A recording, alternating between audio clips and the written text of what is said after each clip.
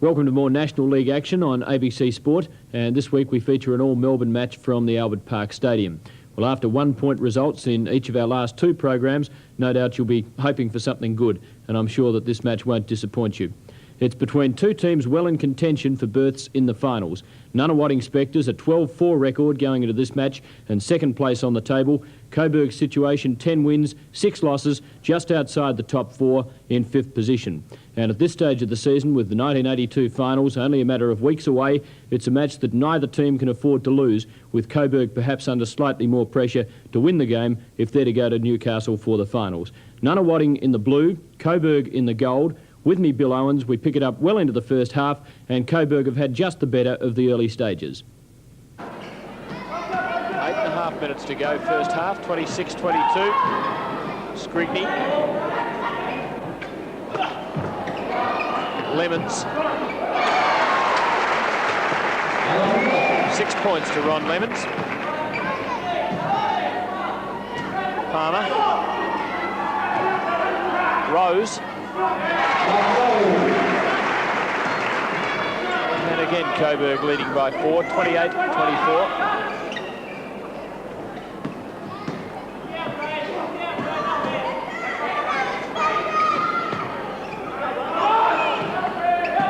Anderson. Carroll. Rose.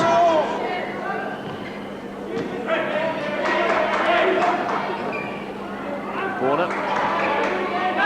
Palmer. Carroll. Rose, oh, played it well. Lovely fake. Set the easy shot up. Lemons again.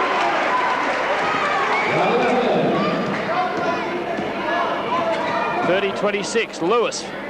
Oh, thank you.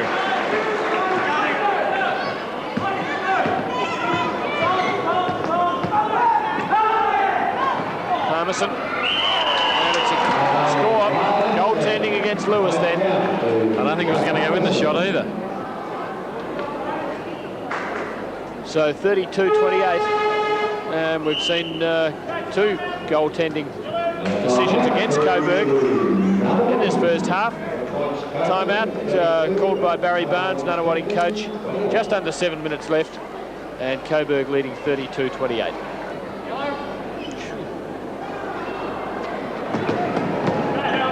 Coburg making 74% from the field so far, and Ray Warner makes it look even better. It's 15 out of 20, so 75%. Tremendous shooting percentage. Harmison has worked hard. Coburg's ball. Nunawading's percentage, by comparison, 13 from 30.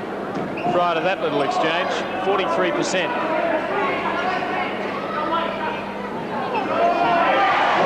Palmer. I don't think I can see that far.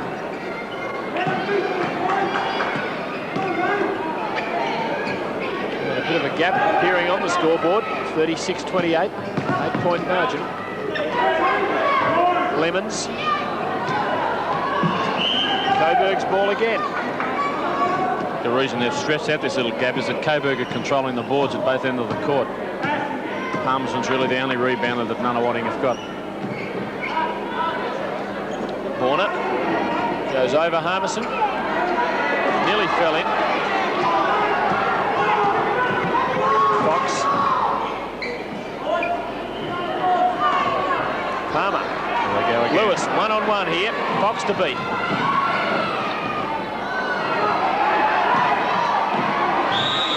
Still Coburg's ball.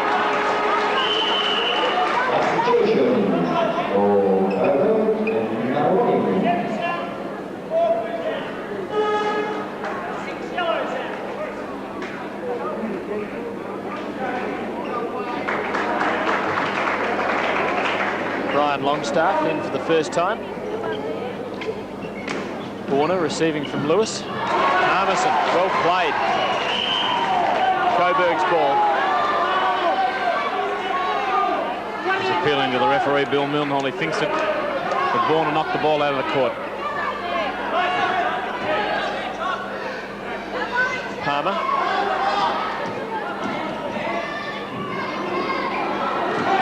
Longstaff.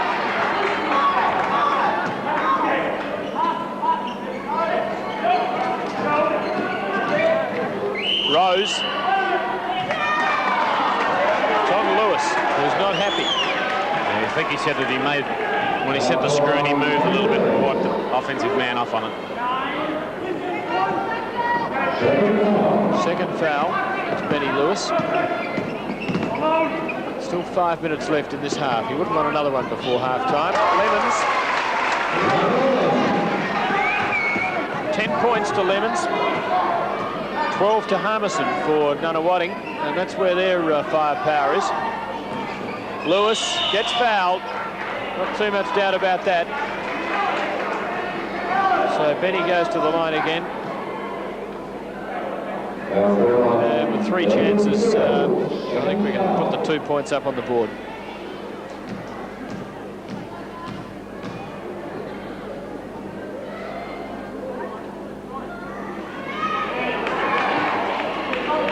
You're right about being a jinx.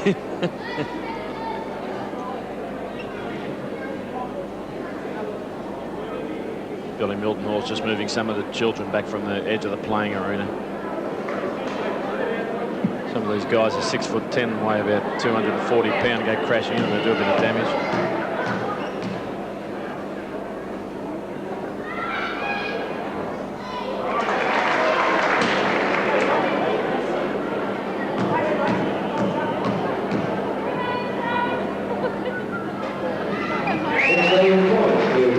Makes his 2. 16 points out of Coburg's 38. They lead by 8 points. Could be on their way to a pretty sizable score in this match. Harmison. Lemons could have grabbed that. Doesn't matter though. Keogh popped it in.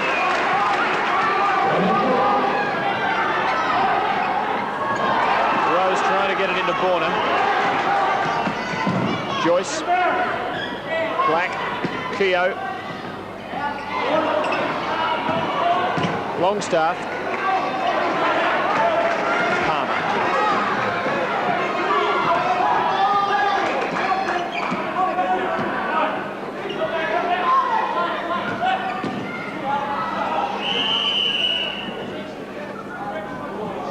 An intentional foul. So more free throws here. Lewis was grabbed. Yeah, Brendan Joyce had hold of his singlet. They're trying to put pressure on Benny before he gets the ball. They hope that if he doesn't get it, he can't score, but very hard man to keep down there.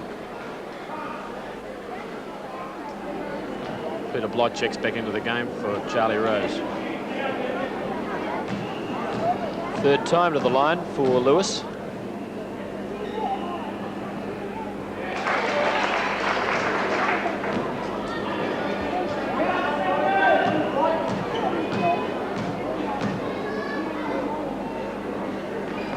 And he's made 6 points from those 3 trips. 5.5 minutes left. Coburg by 5 points, 66-61. Nunawading looking for a score here to really start edging closer.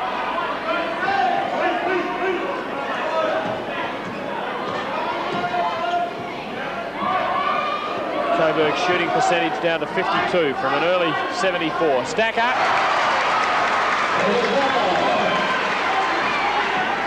3 points the difference. 66-63.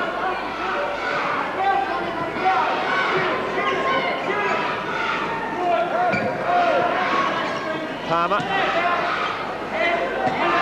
Carroll. Palmer. Stop falling in. Strong rebound by Lemons. Black. 1 point the difference. Lewis. Good grab by Border from behind.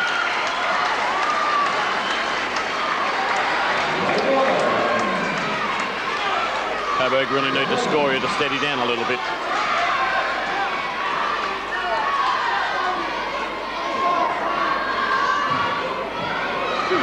Palmer.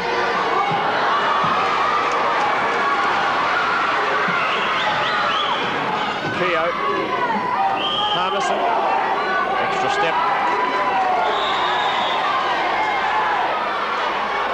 Gets the old steady down from the referees, and it's really getting fiery. Yes, I think Graham Longstaff wanted to get the ball off and get the play running then, and Harmison didn't want to give it to him.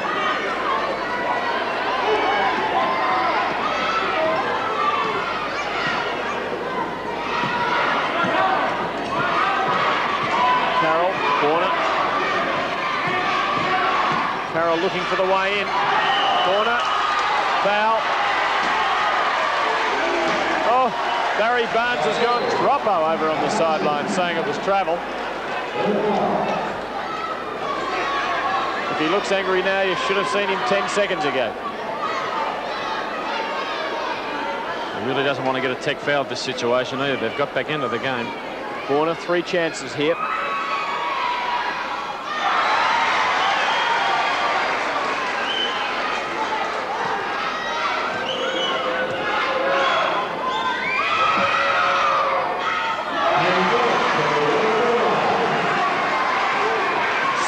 .65. 4 minutes left.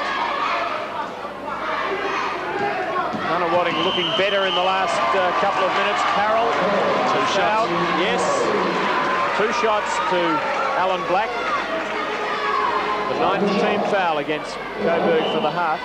At one stage there were 8 against Nunawading and about 4 against Coburg, but they've been scoring all the fouls in the last few minutes.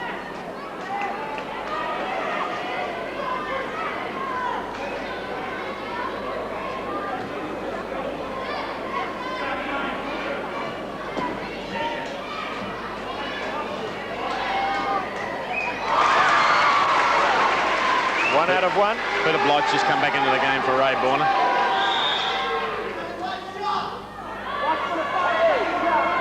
That's right, he only gets 1. In the bonus, it's just 2 foul shots. It's not 3 to make 2.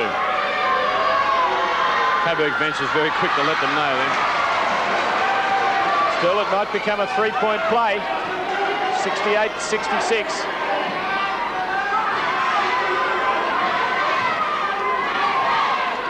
Harmison. Keogh. Harmison. Great move, great move. Scores level.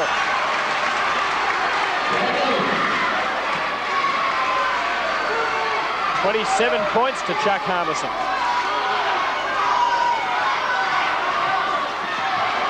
Lewis has lost it, and Coburg seem to have lost their grit completely.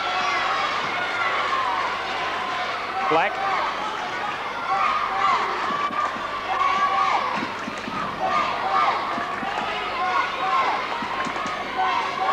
A lot of contact inside. 3 minutes to go. 68-68. 2 points each and they'll be level. Harmison. 3 seconds. No score. Yes, I think you'll find now the cooler heads will prevail. Les Riddle will come into the game and take control a little bit, I think.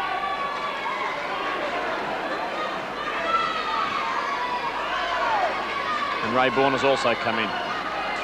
Cool heads will be at a premium in the last 3 minutes.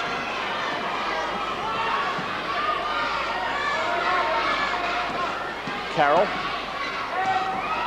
Blight. Borner. Gets mauled in there. Yeah, foul on Stacker. As he brought the ball down, Peter Stacker's fouled him, so Ray Borner will take 2 shots.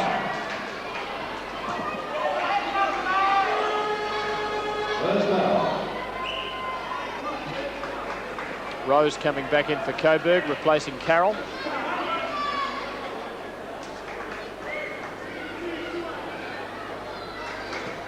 Two shots, not a shooting foul, but the bonus situation applying. It's amazing what a bit of pressure does. Still a chance for Borner to put Coburg in front.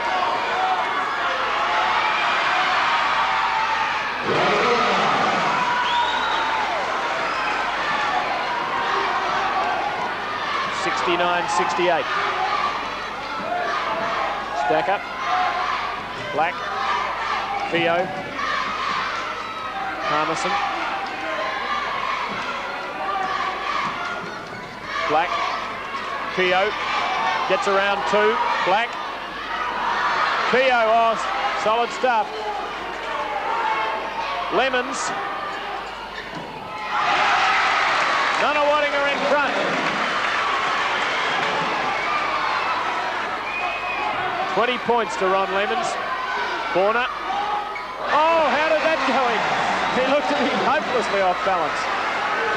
Coburg back in front.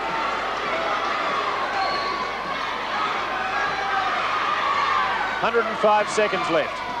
Dawn Riddle's hurt himself. Stacker. Lemons to Harmison. And the lead changes again. 29 points to Harmison. Riddle. Minute and a half to go. Light. Lewis, who's faded right out of it.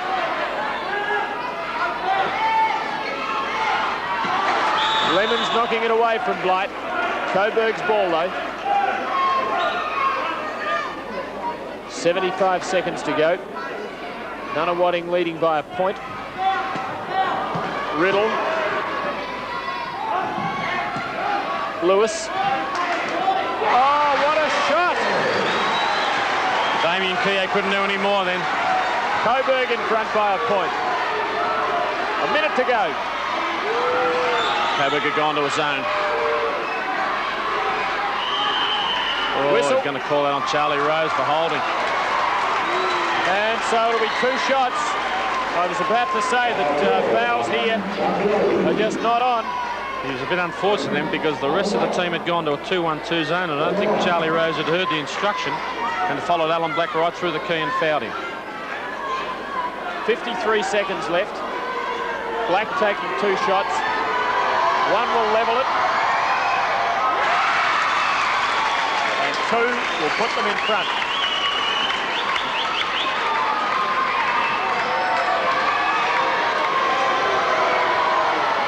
But as they say in the classics, there's a lot of ball left in this game yet. Lewis. 74-73. Nunawading by a point. Rose. Oh, makes amends. Score counts. The foul is on Rose. The charge. But the score counts.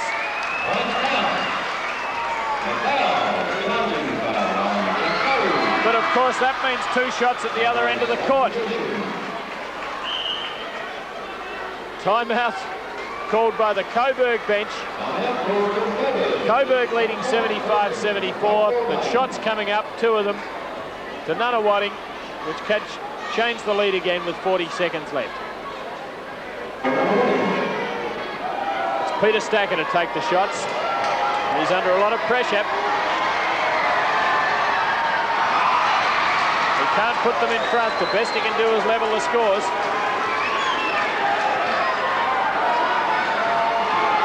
Advantage is that Coburg got the ball for 30 seconds. 75 each, 40 seconds left in the match. Coburg can use it for 30 of them. Yeah, I think but if they do, they want to make a score. Lewis, Warner. Lewis well covered. Oh, but he's fouled. We go to the line with 25 seconds to go. It's amazing that because he really wasn't looking for a shot. He was looking to feed the ball back out. The foul certainly seemed to be there, although not everybody would agree. I don't think Barry would agree with you. 2 shots.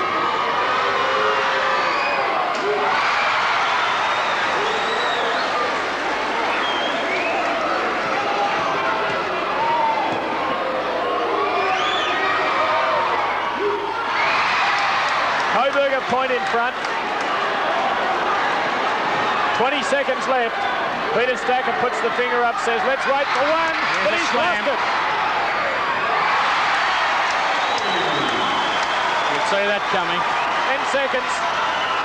Stacker, Lemons, Oh, good effort. 4 seconds to go. There's a point the difference. Coburg in front. Lemons. It's time. Coburg have won it by a point.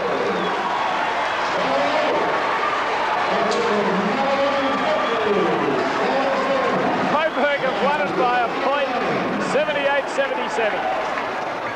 For Coburg, Benny Lewis 27 points, Borner 13 and Blight 12. And for the losers, Harmison 29, Lemons 21. They made 50 of Nunawading 77. Coburg shot 51% from the field, 82% from free throws. Nunawading 45 from the field, 73 from the line. Coburg 21 defensive rebounds, 7 offensive. Nunawading 17 defensive, 13 offensive. And what a sensational finish. And wouldn't Ray Borner be relieved after that terrible pass at the finish straight to Lemons, who couldn't quite convert the shot. That's 3 one-point results in a row that we've shown you. So really some sensational National League basketball coming in ABC Sports coverage. Well, an important win to Coburg Giants, and they've since edged their way into the NBL top 4. If there was a single difference between the teams, it had to be Benny Lewis for Coburg, particularly his effort early in the first half. He was recruited from Illawarra this season, stands 190 centimetres and plays either forward or guard. In this match, Coburg's fortunes followed Lewis's pretty well, starting up, then slumping in mid-match, but a mighty finish coming at the crucial stage. Well, I asked him what he thought might have caused that slump in mid-match. Well, I kind of knew he fell down. They started getting back on defense, and when they did, we had to slow the game down. We're a running team, and we try to take advantage of the big guards that we have. And when they were playing a man-to-man, we could do that.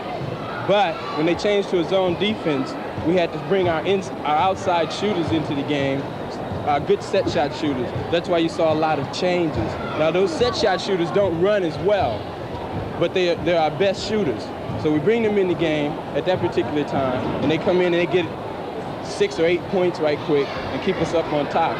And that's what we was doing. That seemed to affect you because you were sort of running right. free. Well, see, during that particular time, I'm playing more of a point guard situation where I'm taking the ball and just passing it around because everybody is keying on me then. If I start coming inside, and that clogs everything up, and we can't get cutters going different ways.